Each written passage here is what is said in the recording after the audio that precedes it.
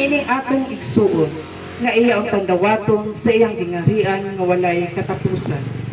Niining atong pagsaulog karon, ato usab nga gisaulog ang Pasko sa pagkamatay o pagkabanhaw ni Hesukristo.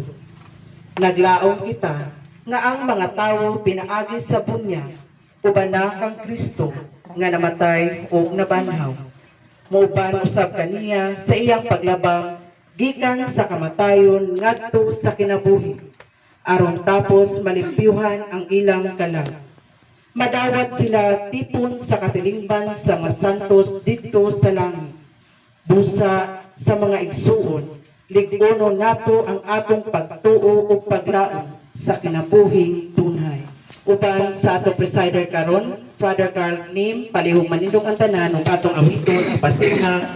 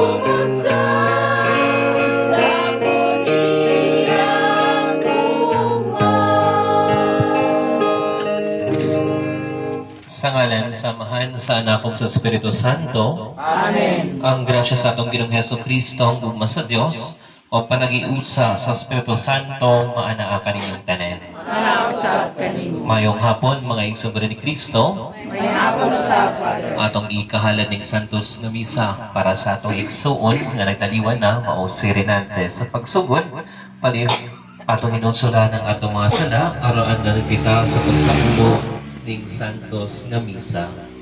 Kitang tanan, nagakumpisa na ko, Sa Diyos, mamaraw sa tanan. O kaninyong mga igsoon, kaya nakalapas sa pagkakuyamot.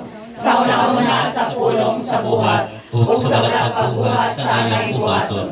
Kaya akong sala, akong sala, busa na mauyo ko kay Santa Maria Kanunay Birhen. Sa tanang mga anghel o mga santos, o kaninyong mga igsoon, para niyong mag-iampo sa Ginoo nga atong Diyos. Kalayan kita sa Diyos nga makagagahom sa tanan o pasayloon sa atong mga sala, danon ta kita niya ngadto sa kinabuhing dayon. Amen.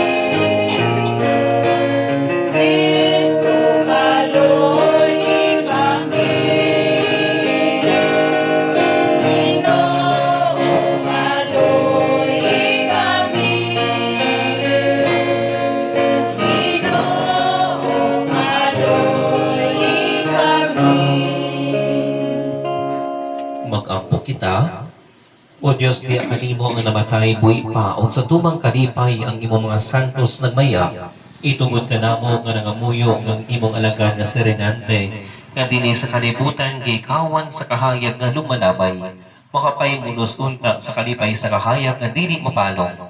Kini among ginapangayo, pinagi sa among Ginoong Hesukristo imo anak, nga bayogari uban kanimo og sa Espiritu Santo, Dios hangtod sa kahangturan. Amen.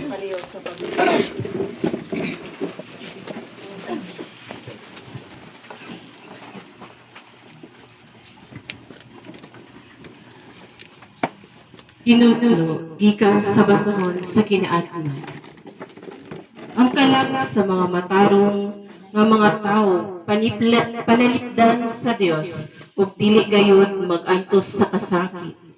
Usa ka binuang nga sayo ang panghuna-huna nga ang mga matarong nga mga tao mamatay ug nga ang ilang kamatayon usa ka makalilisang kadaot. Ila kitang biyaan apan dili kini usa ka kadaot.